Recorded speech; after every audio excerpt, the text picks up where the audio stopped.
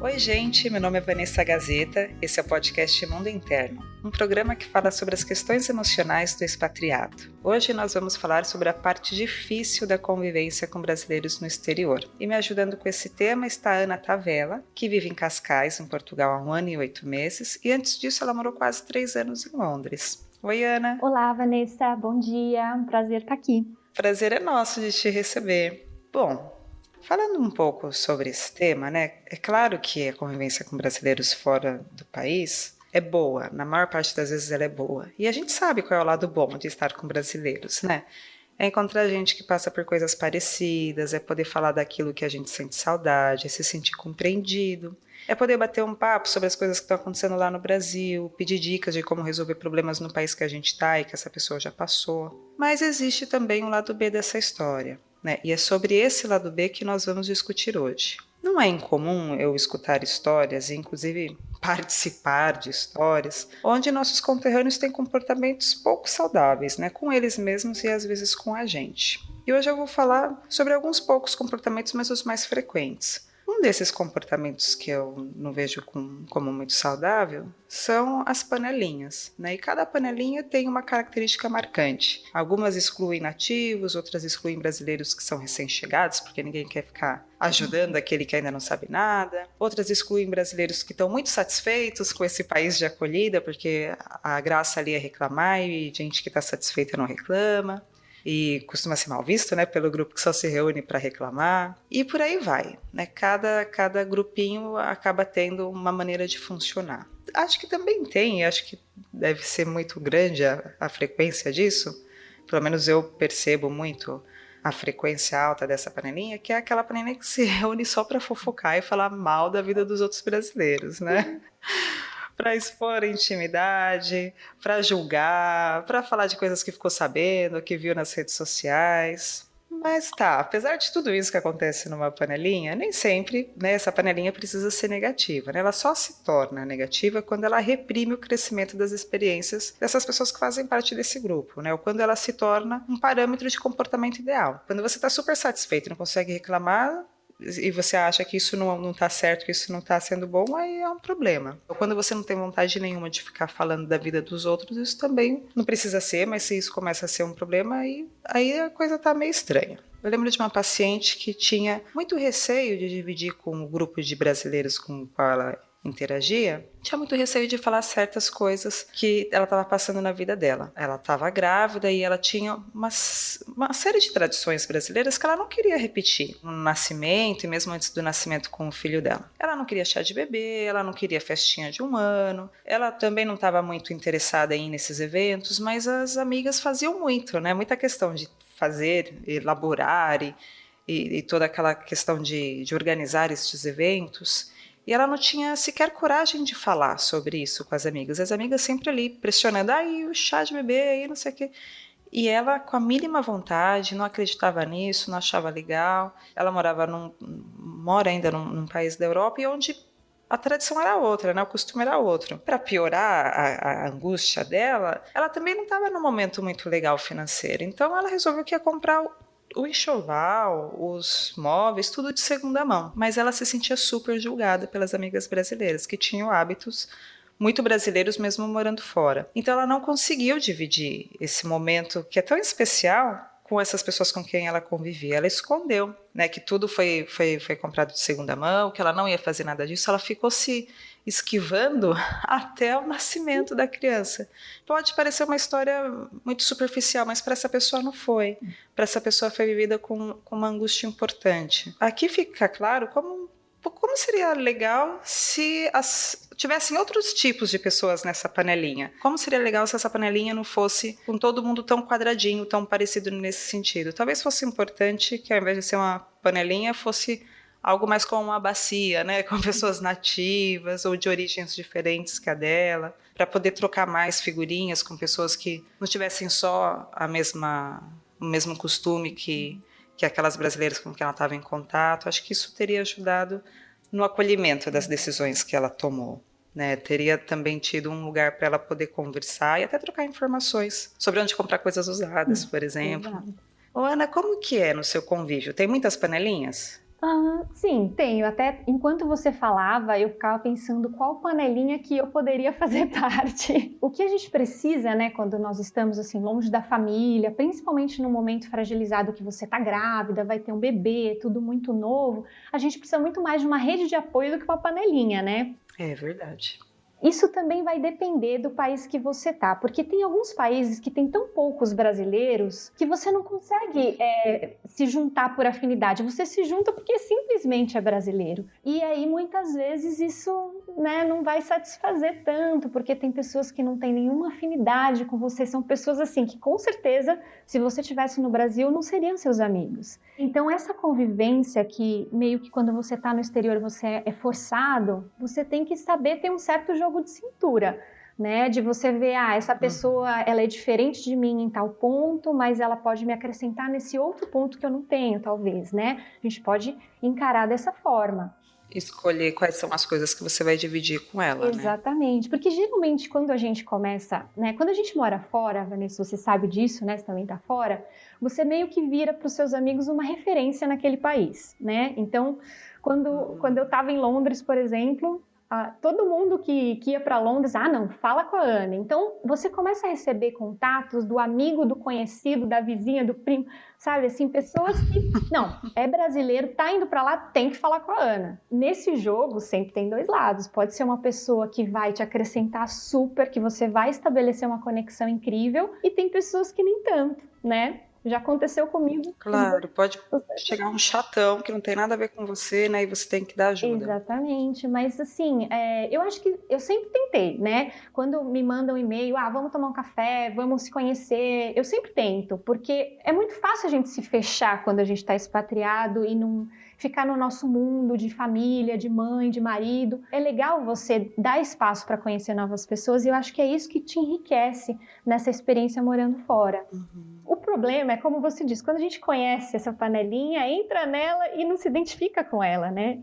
Isso é um grande problema. Isso já aconteceu comigo também, né? Quando você chega assim no país, quando eu cheguei em Londres, por exemplo, eu era totalmente café com leite, não sabia nada que estava acontecendo, queria saber o caminho das pedras de todo mundo, meu Deus do céu, o que eu vou fazer? Enfim, existem muitos brasileiros que já estão há algum tempo que são meio sabichões, né? Então, eles querem tentar tirar proveito ao máximo do jeitinho brasileiro, mas do jeito mais errado possível. E isso eu já acho que não é legal. Sim. Então, assim, essa panelinha realmente coloca um X na frente, não gosto. Por exemplo, eu cheguei em Londres e tem um negócio que você paga lá em Londres que é o TV License, né? Você tem que pagar uma taxa anual para você ter TV em casa, simplesmente. Quando a TV é colorida é mais cara, quando a TV é preto e branco é mais barato, mas assim, né? Ninguém tem TV preto e branco em casa hoje em dia, mas enfim. Vai da sua honestidade de falar qual TV você tem em casa, que é uma diferença importante. E alguns brasileiros... Não deveria nem ter essa opção, né? Pois é, né? Mas não sei, né? Tem gente que gosta de TV preto e branco, não sei.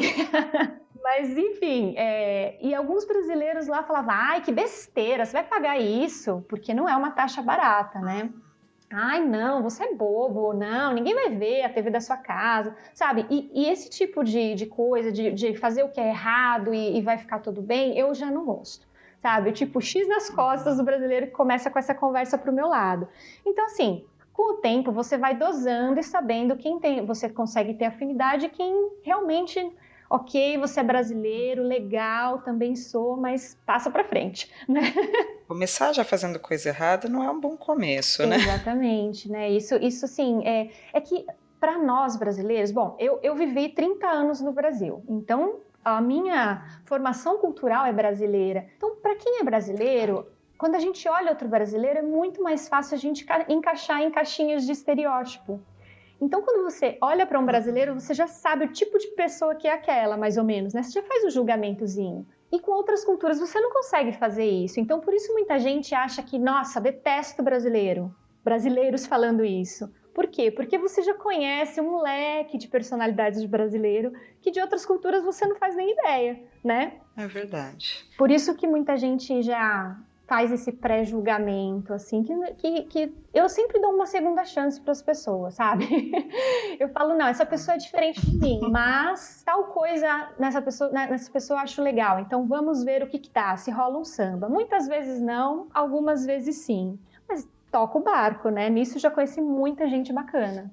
Teve um programa que acho que foi o sobre amizade com a Cynthia Bailey, que a gente estava falando um pouco dessa questão, de que fora do Brasil, mesmo com quem não é só brasileiro, mas a gente vai ter outra maneira de se relacionar, né? Já não vão ser, pelo menos não em sua maioria, amizades tão completas como as que a gente tinha, porque a gente já não tem aquele passado em comum. Então vão ser traços, né? Por exemplo, você gosta de tomar café, você encontrou uma brasileira ou uma local que também gosta de tomar café. Vocês vão se reunir para tomar um café, mas não quer dizer que ela é uma boa companhia para ir no cinema, ou para falar de problemas que você está passando na sua casa, ou para te animar num dia que você está mais chateada.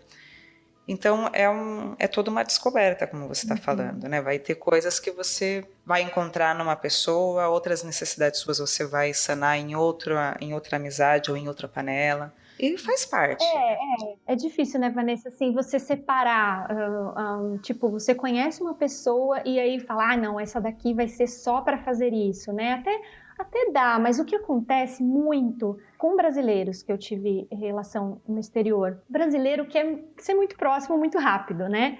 Então, Sim. eu mesma, eu sou assim, quando eu conheço alguém, eu me dedico, assim, de corpo e alma, pé e cabeça, para ser amiga, né? Realmente ajudar e tal. E o problema é que isso, às vezes, é um pouco inconveniente, né, Van? Tem brasileiros que, ok, você é brasileira. Um dia eu encontrei aqui, fui no parquinho com meu filho e encontrei uma brasileira. E aí começa a perguntar muito, sabe? Perguntar, o que você faz? O que seu marido faz? Onde você mora? Por que você tá aqui? Sabe assim, nos primeiros 2 minutos de conversa. Nossa. Então, eu acho que... Poxa, calma, né? Take it easy, vamos dar um tempo aí, vamos conversar uns 10 minutos. A gente só nasceu no mesmo país, mas você ainda é uma desconhecida. Então, mas isso é muito comum, né? Eu estava conversando com uma amiga minha que está em Londres, que mora em Londres agora, e ela também falou que ela fica chateada com isso. Parece que as pessoas, elas, nos primeiros 5 minutos de conversa, querem te encaixar no estereótipo de bem-sucedido ou de loser, sabe? Tipo, é uma entrevista, uma batelada de perguntas, tipo assim, essa pessoa tá aqui ou tá ali, né? Então, isso é um pouco chato, às vezes desgastante, porque a pessoa tá tão afim de saber por que você tá ali, o que você tá fazendo ali, que esquece que, poxa, eu sou uma pessoa, né? Eu sou mãe, sei lá, eu estudei alguma coisa na minha vida, eu gosto de fazer tal coisa. Então, eu acho que isso, acima de tudo, é legal você olhar como, né, uma pessoa e dar um take it easy nisso de, será que ela tá aqui por quê? O que ela tá fazendo? Eu quero saber. E isso, essa inconveniência que é um pouco típica até do brasileiro, é um pouco chata, né? Não sei se você concorda. Sim, concordo. E agora você falando me faz pensar em várias situações assim mesmo, que eu entendo a ansiedade das pessoas que fazem esse interrogatório, que tem várias coisas, né? Ela quer saber, talvez, para te colocar numa categoria ou outra, né? A bem-sucedida ou a que está dando tudo errado, mas também saber se ela gostar de você vai ser uma frustração ou não, né? Você está aí passando uma temporada ou você vai morar aí? Então, para isso também, talvez saber por que você está, né? Se é um estágio, se é um intercâmbio, ou se não, é uma outra proposta de trabalho. Acho que também faz parte, mas seria algo que a pessoa poderia suportar também, né? Ou deveria suportar. Ainda que fosse no melhor dos exemplos, eu estou sendo bastante otimista, né? Se ela só quer não se frustrar em gostar muito de você e depois perder sua amizade, porque é uma coisa também que acontece o tempo todo, né? Os brasileiros vão e voltam, né? O tempo todo tem gente saindo e gente chegando, e muitas vezes as pessoas que você gosta estão saindo. Mas pode também não ser nada disso, né? Pode ser para ver se ela te quer nesse grupo dela. Né? Se você faz parte das que ainda não sabem nada e ela não está afim de ensinar nada, ou se você faz parte das pessoas que veem coisas boas e ruins e ela também é assim. Enfim, tem muitas categorias para etiquetar. Muitas categorias, né? Nós mesmos fazemos isso. É verdade, eu me lembro de ter encontrado uma cabeleireira que era brasileira, nada contra os cabeleireiros uruguaios, mas ela entendia melhor, assim, do tipo de penteado. Com certeza. E o nosso cabelo é diferente. O cabelo das uruguaias, qualquer coisa que fizer fica bom, porque é um cabelo naturalmente liso e pesadão e comprido. E o meu não é bem assim, não. E aí, quando eu encontrei ela, fiquei muito feliz. E eu me lembro da minha ansiedade de saber se ela ia ficar ou não no país, porque eu fiquei muito feliz quando eu a encontrei. Então eu acho que eu é que fiz algumas perguntas demais, mas foi mais no sentido de, por favor, fique aqui. Sim, te quero do meu lado. Fique aqui, eu quero estar aqui, eu quero contar com você de 3 em 3 meses. Sim, sim, não. Isso sobre cabeleireira também me lembrou uma situação, né? Como eu te falei, quando a gente muda para um país, você vira referência lá. E meu pai, ele mora numa cidade bem pequena, no interior de São Paulo, e lá, a cabeleireira dele tem uma filha que mora aqui em Portugal. Agora, se ela escutar, vai saber, mas enfim.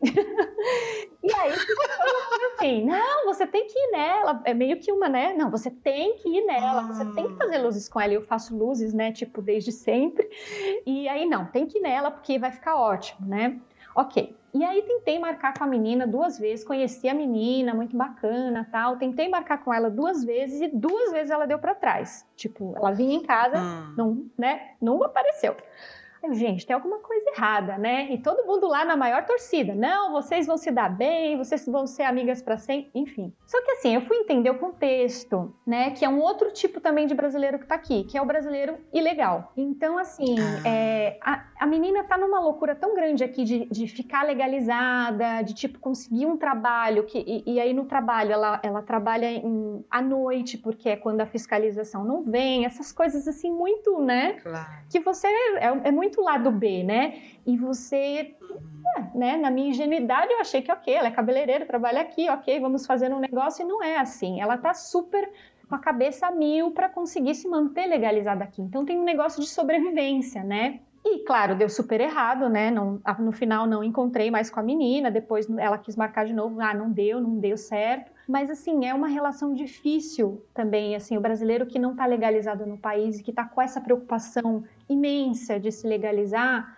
ele não está preocupado em estabelecer laços, né? Que já seria a minha preocupação. Tem outras prioridades, claro. Exato. E aí foi uma frustração, uma pequena frustração. E puxando um pouco o assunto para a profissão, né? Um outro comportamento frequente que eu vejo é as pessoas evitar contatos com pessoas que têm a mesma profissão, para tentar não viver situações constrangedoras de concorrência. A pessoa, ela não se sente só ameaçada pelo colega de profissão, ela também sente que ao mesmo tempo ela pode se constranger em algum momento receber uma proposta ou disputar uma vaga com aquela pessoa que de repente ela já desenvolveu um afeto ou já conhece e vai ficar numa saia justa. Claro que não acontece com todo mundo, mas muita gente, quando sabe que certo brasileiro é colega de profissão, ele prefere já nem fazer uma amizade, nem aprofundar nenhum vínculo para não passar por uma situação constrangedora.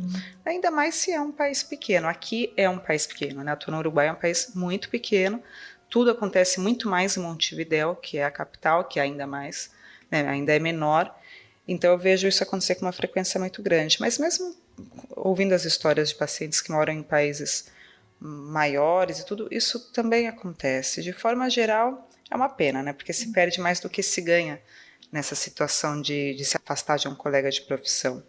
As chances dos dois saírem ganhando ao trocarem informações sobre oportunidades de trabalho, de curso ou notícias sobre a carreira é muito maior do que as chances de se verem num impasse diante da mesma oportunidade. E na pior das hipóteses, se porventura isso acontecer, mais para frente aquele que conseguiu entrar pode ajudar a puxar aquele que não entrou, né, se eles tiverem uma relação legal. Eu conheço um grupo de 8 mulheres que funciona exatamente assim. As 8 têm a mesma profissão. Podia ter dado tudo errado, né? Mas não, dá muito certo. Uma passa para a outra as oportunidades que fica sabendo. E aí todas se candidatam, todas tentam, algumas conseguem, outras não. Mas as oportunidades estão sempre circulando nesse grupinho de colegas de profissão. Isso faz com que elas se apoiem, em lugar de estarem na defensiva uma com as outras.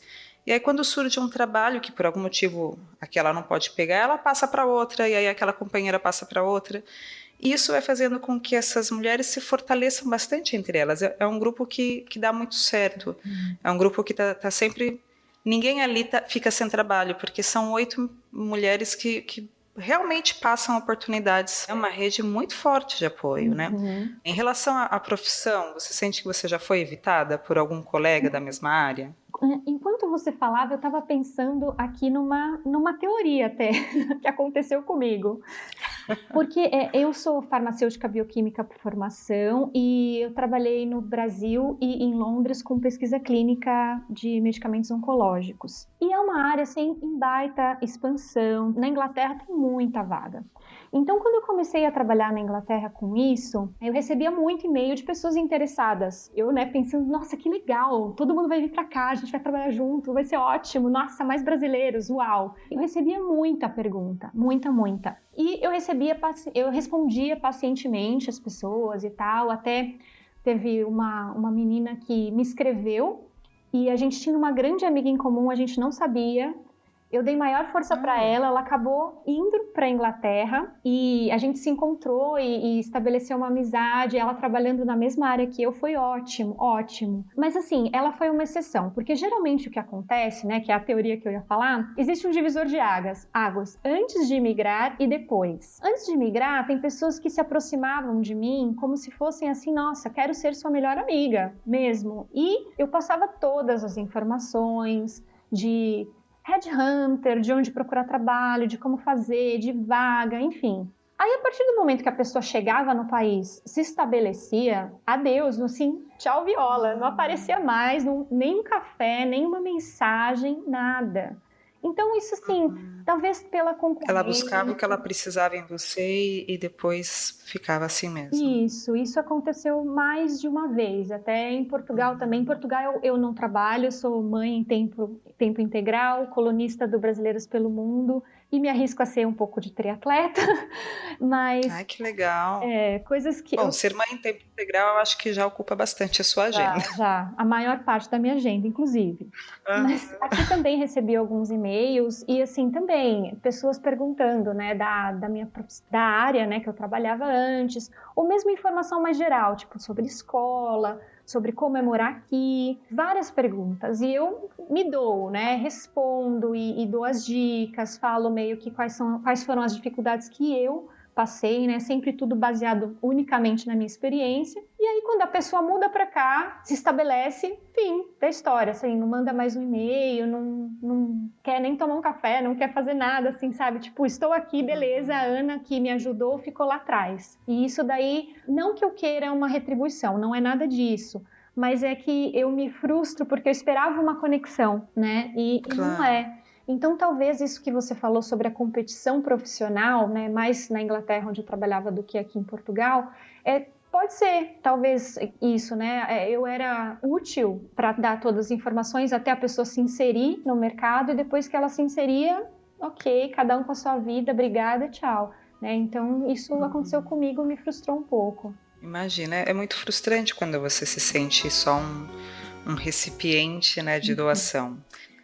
Pensando um pouco, o que a gente pode fazer, né, para ajudar nessas situações de competência, de panelinhas, né, de ser solícito e não receber troca. Vamos pensar o que a gente pode fazer nessas situações. Pensando mais nessa situação que você colocou por último, né, de ser solícito. Acho que tem lugar para todo mundo, né? Mais cedo ou mais tarde todo mundo acaba se encontrando, todo mundo acaba encontrando o seu lugar ao sol.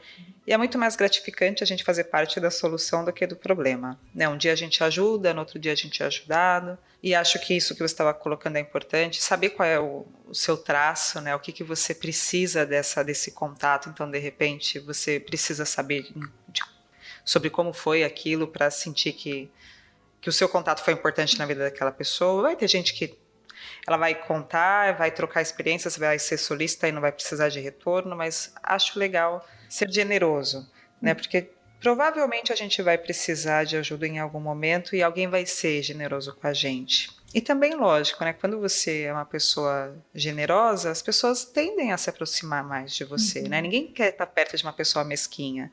Todo mundo quer estar perto de uma pessoa bondosa, uma pessoa disponível, né? Eu, pelo menos, prefiro pessoas assim. Tento manter a minha postura assim. Não é todo dia que está todo mundo disponível, nem é todo dia que está todo mundo disposto a dividir nada. Mas dentro do possível, eu acho que é uma atitude que ajuda mais quando a gente não só está fora, quando a gente está no Brasil também, ajuda mais a gente a ter uma vida mais gratificante, eu diria. Só complementando isso, quando você migra, existem algumas fases, né? Na fase inicial, você está muito preocupada também em se estabelecer, em fazer tudo dar certo, em procurar um lugar para morar, procurar escola, enfim, tanta coisa no pacote que você ainda não se deu conta que você vai sentir falta de ter uma rede de apoio.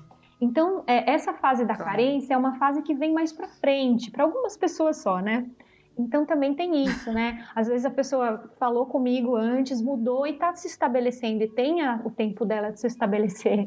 E aí a fase da carência vem depois. Talvez quando vier, aí talvez dê para estabelecer uma conexão. Pode ser também. Eu concordo plenamente. Acho que essa parte da carência vem depois que passou o sufoco de se ajeitar naquele lugar. Pode ser que demore alguns meses, pode ser que demore mais do que um ano, mas acho legal que exista essa abertura mesmo.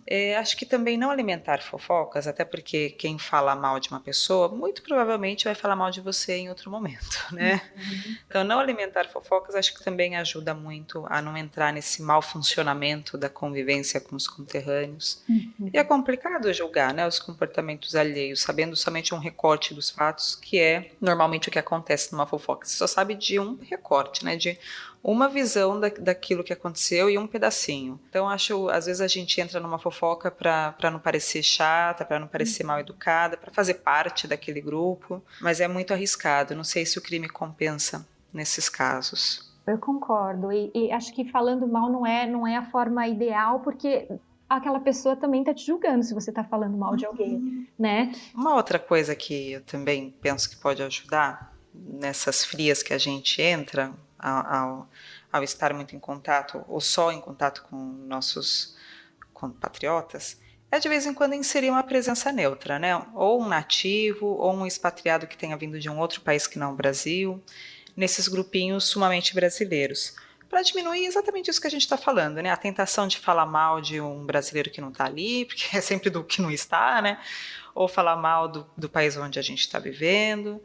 E acho que quando a gente se reúne com nossos conterrâneos, falar mal ou reclamar é um esporte. Às vezes não é por nenhum motivo, mas vira um esporte, né? É tão prático e a gente já está tão acostumado. Mas acho que quando a gente coloca uma pessoa neutra, né, um nativo ou um imigrante de outro lugar, esse funcionamento habitual muda um pouco, né? Até porque é tóxico, né? Ficar falando mal, ficar reclamando é super tóxico e não acrescenta muito na nossa vida. Então, eu acho que pode ser uma boa. Não precisa ser sempre, né? Porque a gente se sente acolhido de poder falar a nossa língua e poder falar de coisas que são em comum, mas acho que de vez em quando pode balancear um pouco e tornar tudo isso um pouco menos pesado. E por último, já encaminhando o programa mais para o finalzinho, eu vou falar de algo que você falou no momento do programa. É não ter medo de cortar da sua vida pessoas que te fazem mal, né? Aquele X nas costas que você falou. A gente costuma ter muita dificuldade de tirar pessoas que fazem mal do nosso convívio. É como se fosse uma ruindade, é como se a gente sempre tivesse que dar uma segunda chance, o outro lado da cara para bater. Para quê? Para que isso? Por mais carente que a gente seja ao se mudar, vão existir outras pessoas, vão aparecer, por mais que ainda não tenha aparecido, em algum momento outras pessoas vão aparecer. Mas nos obrigar a estar com pessoas que te fazem mal, não te traz nada de bom, não é necessário, né? Acho que a gente tem muito receio de precisar de pessoas e não ter esse apoio. E por isso, muitas vezes, a gente permite a presença de gente que já deu muita prova de que não é confiável, de que não está interessado no nosso bem-estar, como, por exemplo, pessoas que minam sua motivação, desqualificam suas conquistas, né? O dela ou do fulano é sempre melhor ou maior que o seu, ou que só te usa como escuta, né, das mazelas que está vivendo, que nem você estava dizendo, às vezes você se sente, né, só uma doadora. Então, talvez esse tipo de pessoa não esteja realmente oferecendo uma relação justa, né, e muito menos valiosa. Então, por que deve ser mantida, né? Se não é justo, não é valioso, para que manter isso na sua vida? Corta e deixa esse espaço para alguém que te faça bem, ou para alguém que te dê prazer em manter na sua vida, e com certeza vai aparecer.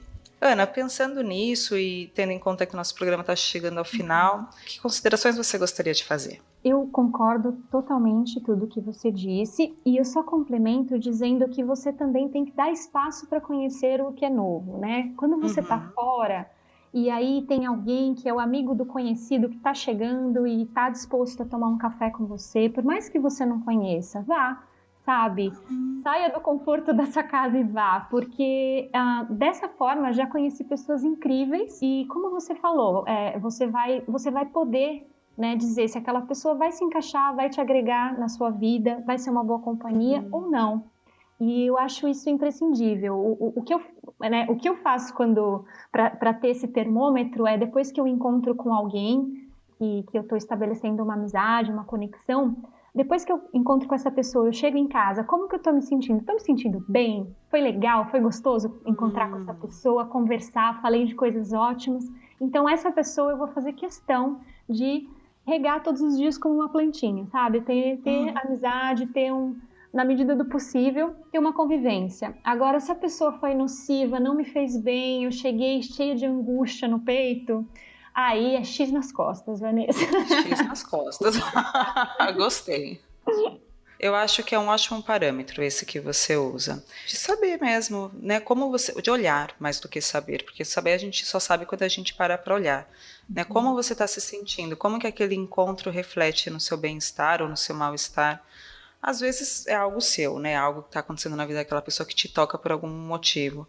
Mas se você não parar para tentar analisar isso, não vai dar para saber e no automático você vai ficar mantendo uma relação que é ruim. Achei muito legal, Ana. Eu também adorei. Adorei participar, Vanessa. Que bom, adorei. Suas contribuições foram muito legais. Que bom que você gostou do programa. E vocês também, se gostaram, contem aqui pra gente. Se não gostaram, contem do mesmo jeito. Contem como vocês lidam com questões parecidas. Se existe algum tema sobre o qual vocês gostariam de ouvir no programa, coloca lá nos comentários no grupo do Face que eu vou fazer de tudo para que isso vire um episódio no futuro. E quem quiser saber mais sobre temas relacionados à vida emocional do expatriado, no site mundointerno.com escrevo outros temas. Entra lá. E, gente, quem quiser e puder ajudar o Onden, esse projeto está com uma campanha de financiamento no Apoia-se. O site é apoia.se/Onden. O link vai ficar aqui no post. E se vocês quiserem ajudar, mas não quiserem fazer por doações no Apoia-se, também podem comprar as coisas na lojinha do Facebook. Eu sempre falo que são coisas super descoladas, porque são modernas, são super interessantes, são coisas para a gente usar em cima da mesa do escritório. Deem uma olhadinha lá no Face. E é isso. O programa vai ficando por aqui. Beijo grande e fiquem bem. Tchau, Ana. Tchau, tchau. Um beijo. Obrigada.